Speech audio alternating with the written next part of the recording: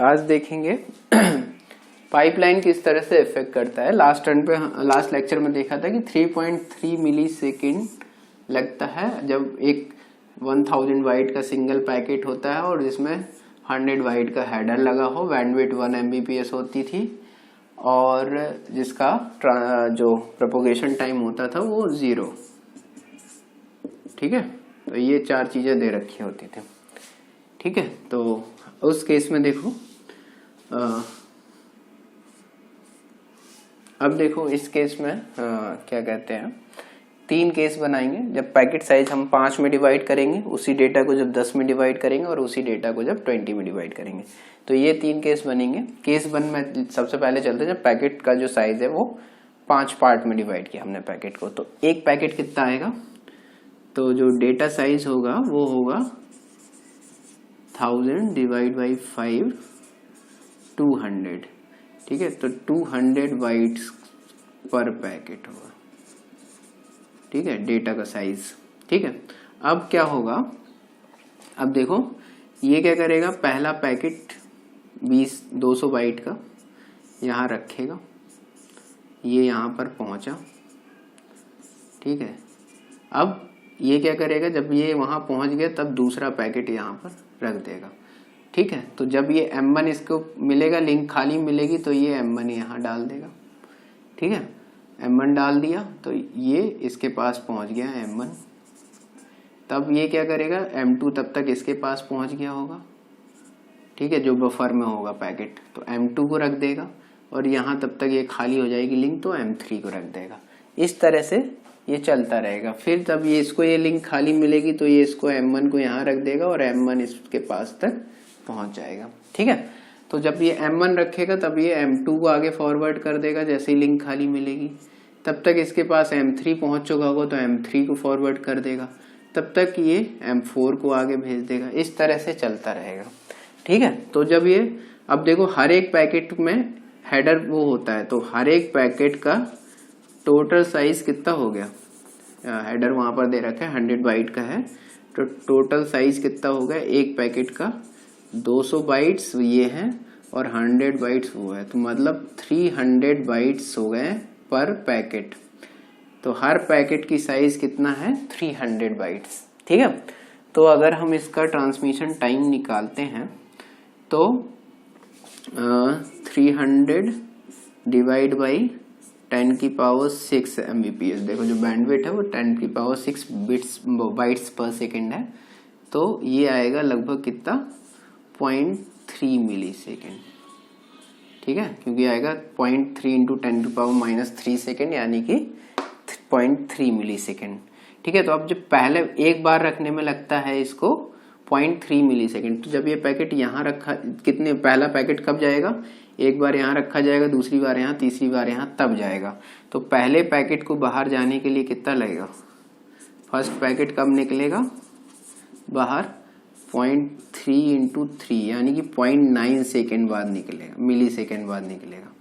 ठीक है, अब जब दूसरा पैकेट जाएगा तब, तो जैसे ही ये बाहर जाएगा इस जस्ट अगला 0.3 मिली सेकेंड लगेगा नेक्स्ट इसको बाहर निकलने के लिए।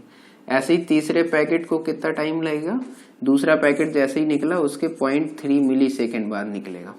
ठीक है, क्योंकि 0.3 यहाँ लगता, 0.3 यहाँ लगता, 0.3 यहाँ लगता, पहले पैकेट को 0.9 टाइम लगा, लेकिन जब पहला पैकेट निकला तो दूसरा पैकेट यहाँ आ चुका होगा, तो दूसरे पैकेट को कितना एक्स्ट्रा टाइम लगेगा, 0.3 मिली सेकेंड।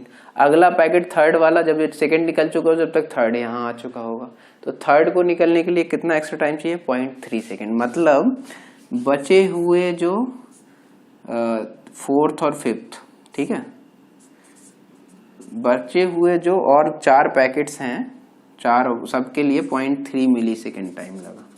ठीक है, तो टोटल टाइम कितना लगेगा, टोटल टाइम लगेगा 0.9 पहले के लिए, बाकी बचे हुए 4 के लिए इतना, तो 0.9 प्लस 1.2 यानी कि 2.1 मिली सेकेंड। ठीक है, इस केस में लगा 2.1 मिली सेकेंड, जबकि पिछले वाले में किस में लगा था, जब एक ही पैकेट था 3.3 मिली सेकेंड।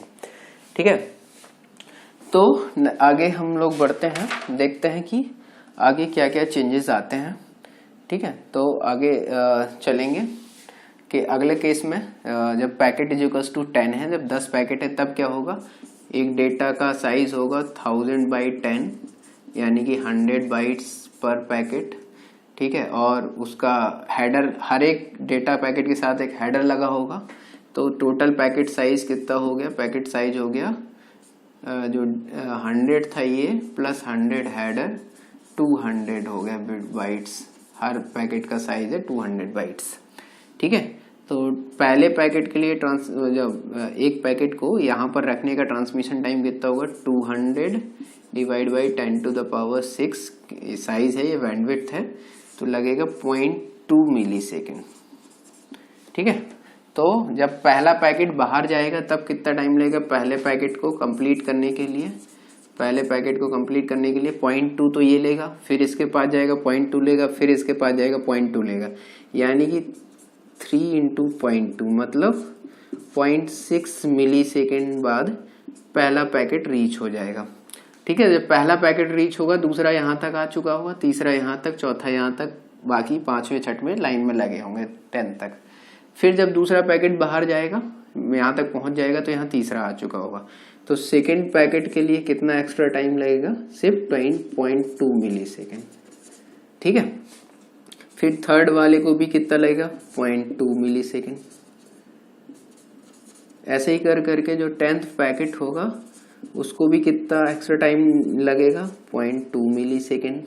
तो ये जो 9 पैकेट्स हैं इसके लिए टाइम लगा 0.22 और पहले के लिए लगा 0.6, तो टोटल टाइम ट्रांसमिशन टाइम हो गया 0.6 पहले वाले के लिए और बाकी सब के लिए 0.2, यानी कि 0.6 प्लस 1.8 यानी कि 2.4 मिलीसेकेंड लगा, जबकि इसमें कितना लग रहा था 2.1 मिलीसेकेंड, ठीक है। अगर 20 पैकेट्स है तब क्या होगा, जो डेटा पैकेट का साइज होगा 1000 बाइट्स था, 20 पार्ट में डिवाइड करेंगे तो 50 बाइट, ठीक है। और टोटल पैकेट साइज हो जाएगा 50 बाइट ये और 100 बाइट का डेटा वो हेडर, तो 150 बाइट्स, ठीक है। ट्रांसमिशन टाइम कितना लगेगा, 150 बाइट्स डिवाइड बाई 10⁶, तो 0.15 सेकेंड, वो मिलीसेकेंड, ठीक है। तो इतना टाइम लगा पहले ट्रांसमिट करने में, मतलब एक पैकेट को इस लिंक पर रखने का टाइम होता है ट्रांसमिशन टाइम, ठीक है। तो पहला पैकेट कब, एक बार यहाँ रखा जाएगा, दूसरा यहाँ, तीसरा यहाँ, 3 बार रखा जाएगा।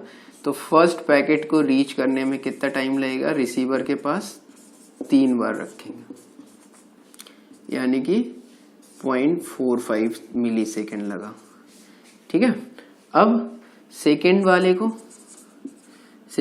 को कितना एक्स्ट्रा टाइम लगेगा, 0.15, क्योंकि जब तक यहाँ आ चुका होगा, ठीक है। तो नेक्स्ट 0.15 मिलीसेकेंड बाद वो भी बाहर आ जाएगा, रीच हो जाएगा रिसीवर को। ऐसे ही थर्ड वाले को कितना लगेगा, अगला 0.5 मिलीसेकेंड, ठीक है। ऐसे ही जब 20वें वाले को कितना लगे, 20th पैकेट को, उसको भी 0.15 मिलीसेकेंड लगेगा, ठीक है। तो मतलब इसका कहने का मतलब है बचे हुए 19 पैकेट को 0.15 मिलीसेकेंड लगेगा और पहले पैकेट को 0.45 लगेगा। तो टोटल ट्रांसमिशन टाइम हो गया 0.45 पहले पैकेट के लिए, बाकी बचे हुए 19 पैकेट के लिए इतना, ठीक है। तो ये कैलकुलेट करना कितना आएगा, देख लेते हैं।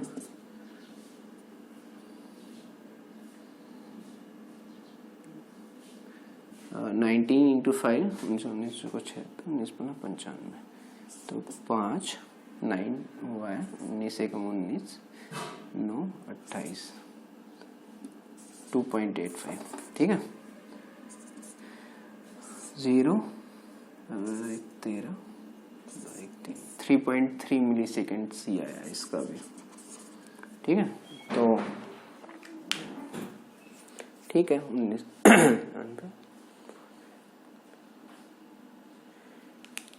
तो देखो इस केस में देखो यहाँ पर कम हुआ था, फिर यहाँ बढ़ता गया। इसका मतलब है अगर पैकेट्स भी ऑप्टिमल नंबर ऑफ पैकेट्स होने चाहिए, ठीक है। पाइपलाइनिंग कम तो करता है but optimal number of packet, ज़्यादा पैकेट्स में डिवाइड कर दोगे डेटा तो फिर से बढ़ने लगता है जो टोटल टाइम होता है ट्रांसमिशन का, ठीक है। तो इस तरह से देख सकते हैं कि जो पैकेट ट्रांसमिशन, जो पाइपलाइनिंग है के थ्रू पैकेट स्विचिंग करने पे फ़ायदा है, और लेकिन नंबर ऑफ ऑप्टिमल पैकेट्स में ही उसे डिवाइड करना पड़ेगा, अदरवाइज जो टोटल ट्रांसमिशन टाइम है वो बढ़ता जाता है। ठीक है, चलिए ओके, आगे देखेंगे बाकी चीज़ें जो पैकेट ट्रांसमिशन का पैकेट स्विचिंग के टाइप्स होते हैं उनमें डिफरेंस। ठीक है, थैंक यू।